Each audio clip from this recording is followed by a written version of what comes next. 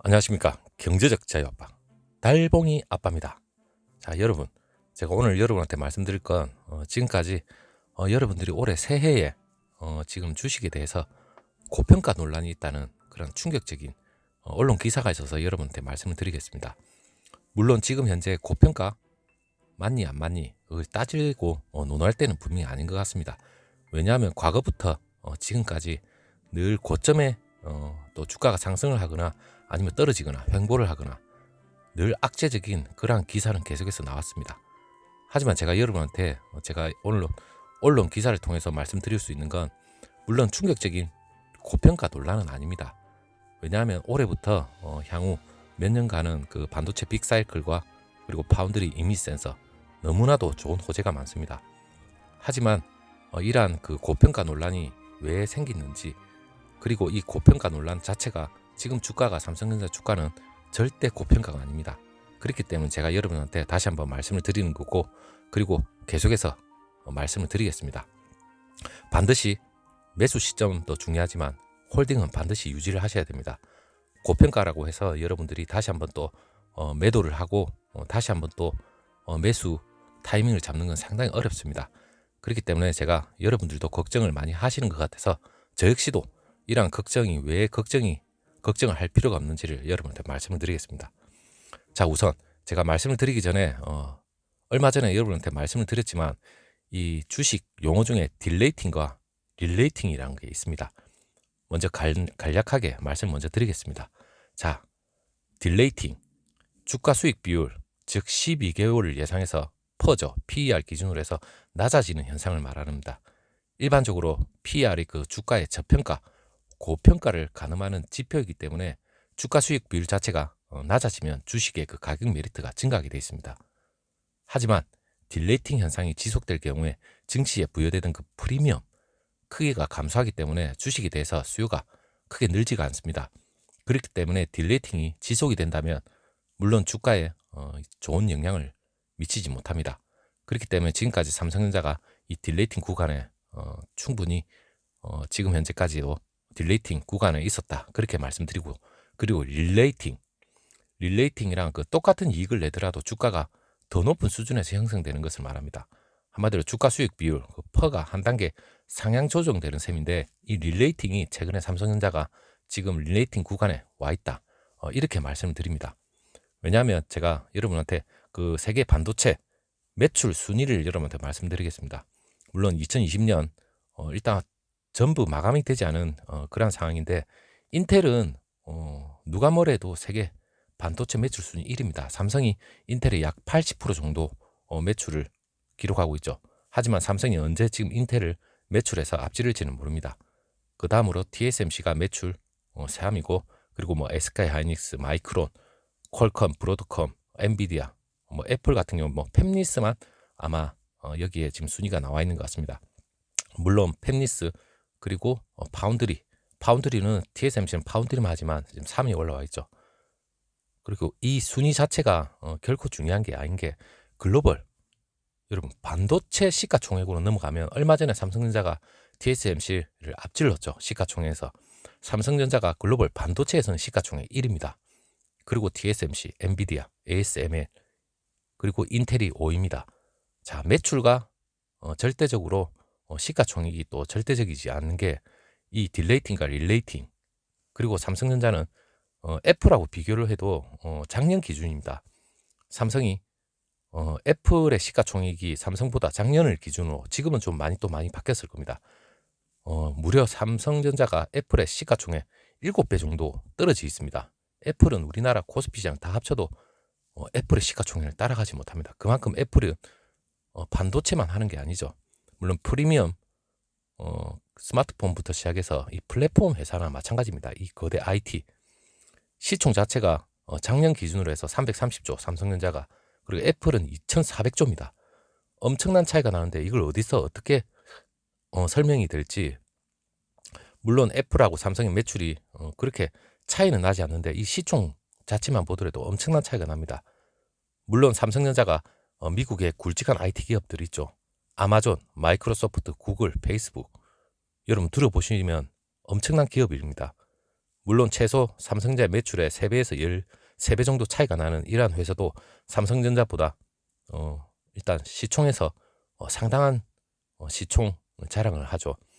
그리고 삼성전자는 무엇보다 대한민국이라는 이 국가적인 안정성 그리고 성장성, 이 코리안 디스카운트 때문에 어떻게 보면 상당히 지금까지 저평가를 받아왔습니다.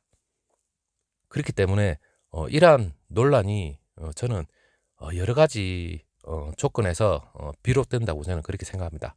하지만 삼성전자가 최근에 딜레이팅 구간을 접고 다시 한번 이제 어느 정도 주가가 상승을 받고 있죠.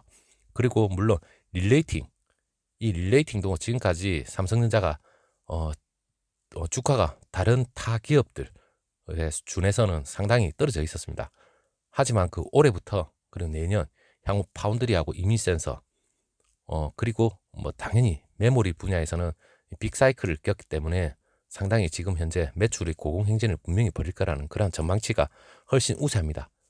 자, 언론 기사의 그 충격적인 그 고평가 논란을 여러분들이 접하더라도 너무 걱정하실 필요는 없습니다. 그렇다고 해서 너무 섣불리 홀딩을 하지 않고 매도를 하는 그러한 실수는 안 범했으면 좋겠습니다.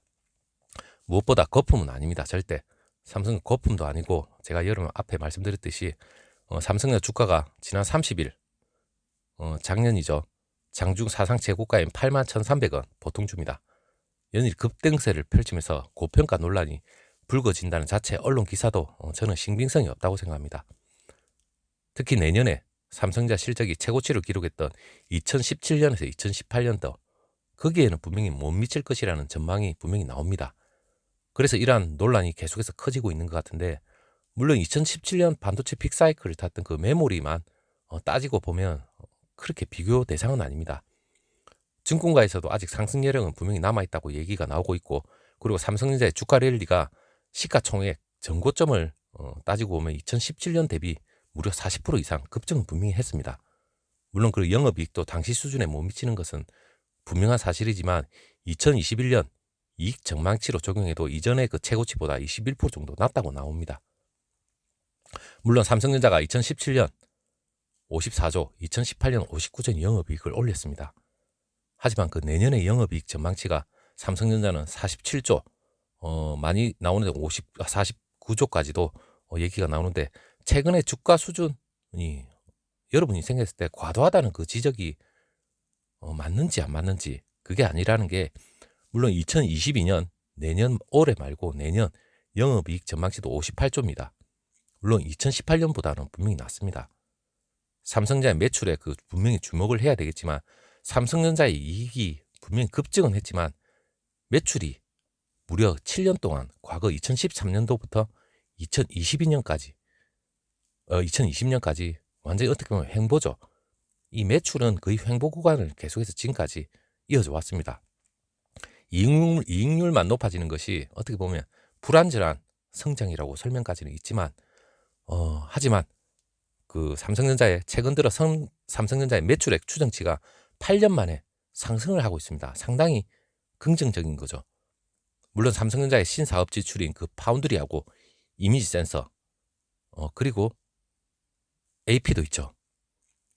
삼성의 공격적인 행보가 투자자들한테 어떻게 보면 우리 주주들한테 엄청나게 재평가를 받고 있습니다. 현재로서는.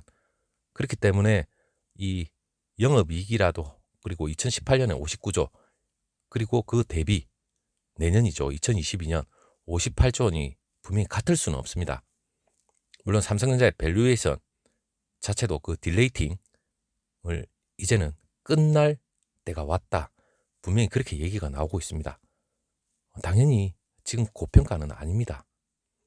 그리고 삼성전자에 대해서 그 2021년 영업이익이 메모리 반도체 초호황이었던 2018년 수준을 뛰어넘기 쉽지 않은 상황에서도 주가가 계속해서 이러한 신고가를 경신함에 따라서 추가 상승에 대한 부담감은 분명히 가지고 있지만 성급한 차익 실현보다 당연히 여러분들은 홀딩을 하셔야 됩니다. 이게 고평가 논란을 떠나서 당연히 과거와 비교를 하게 됩니다. 과거의 메모리 반도체만 생각했을 때하고는 판이하게 올해와 내년 향후까지는 이제 다른 양상으로 접어들었습니다. 물론 그 비대면 수요에 있어서 메모리 반도체 그 빅사이클 수준하고 그 기간에 대해서 지금 현재 주가는 여러분 전혀 반영이 되어 있지 않습니다. 그게 더 중요한 거죠. 그리고 파운드리, 그리고 이미 센서, 그리고 스마트폰의 핵심 두뇌인 AP, 이러한 것까지 어떻게 올해하고 내년에 개선될지도 아무도 알지 못합니다. 물론 긍정적인 게 더 많습니다. 그리고 삼성전자는 종합반도체, 그리고 가전까지 있습니다. 이 완제품 사업 수익 개선도 상당히 개선이 될 수 있는 여지가 충분히 있고, 그리고 삼성전자의 추가적인 그 주주 환원 정책도 지금 올해 말이 아니죠. 1월 말 어떤 식으로 발표가 될지도 상당히 지금 이 주가에는 상당한 영향이 있습니다. 자, 삼성전자 올해 백신을 통해서 코로나 극복의 여부에 따라서 삼성의 주가가 다시 한번 더 차고 올라갈 수 있는 여지도 있고, 환율 문제, 그리고 이머징 시장 이 자체의 수급, 그리고 메모리 섹터 수급도 상당히 개선이 될 예정입니다. 삼성전자에 있어서는 상당히 좋은 환경이 계속해서 조성이 될 거라는 그러한 전망치가 훨씬 많습니다. 물론 증권가의 목표가가 9만원을 넘는 곳이 상당히 많습니다. 올해부터 삼성전자는 주가는 고평가의 논란보다는 더 앞으로 나아갈 수 있는 그런 여지가 더 많고, 그리고 하물며 9만전자, 10만전자도 올해 안에 내다보고 있는 그런 증권가의 전망치도 상당히 많습니다. 자, 우리가 투자를 함에 있어서 여러 정보를 얻고, 그리고 기업에 대한 펀다멘탈, 그리고 가치, 실적 이런 걸 모든 걸 우리들은 모니터링을 해야 됩니다. 하지만 모니터링 함에 있어서 언론 기사도 절대 무시는 못합니다. 하지만 언론 기사에서 늘 있어 왔듯이 이러한 고평가 논란이나 악재적인 그러한 얘기는 무조건 나올 수밖에 없습니다. 하지만 거기에 너무 마음이 흔들린다면 우리가 중장기 장기로 투자를 함에 있어서 우리가 홀딩이 아닌 매도를 할 수 있는 그러한 여러 가지 고민에 빠지게 됩니다. 그러한 고민을부터 우리가 마음이 흔들리지 않는다면 우리가 여전히 장기 투자를 하고 경제적 자유를 만끽할 수 있는 그러한 길은 분명히 열려 있을 거라고 생각합니다. 자, 여러분, 삼성전자는 마무리 짓겠습니다. 절대 고평가가 아닙니다. 그리고 작년 초에 비해서 삼성전자가 무려 한 40% 정도 급등은 했지만, 물론 그 팬데믹 최저점에 떨어져서 지금까지 올라온 거는 거의 100% 가까이 올라왔습니다. 절대 그 대한민국 코스피 시장에 시가총액 10위 내에 있는 그 다른 종목들에 비하면 삼성전자가 그렇게 많이 오른 것도 아닙니다. 물론 타 종목에 비해서 펀다멘털이 깨진 것도 없고, 훨씬 더 반도체에 대해서 지금 올해 내년까지는 이 수요는 상당할 걸로 일단은 전망이 됩니다. 자, 삼성전자 너무 걱정하지 마시고, 그리고 여러 우리 구독자님들이 걱정하실까 싶어서 제가 오늘 한번 또 정리를 해보았습니다. 자, 우리 월요일 다시 좋은 그 주가가 다시 한번 반등할 수 있는 그런 기회도 분명히 있으니까 걱정하지 마시고, 제가 다시 한번 오후에 다시 한번 좋은 정보가 있으면 다시 한번 여러분들하고 공유를 해드리도록 하겠습니다. 감사합니다.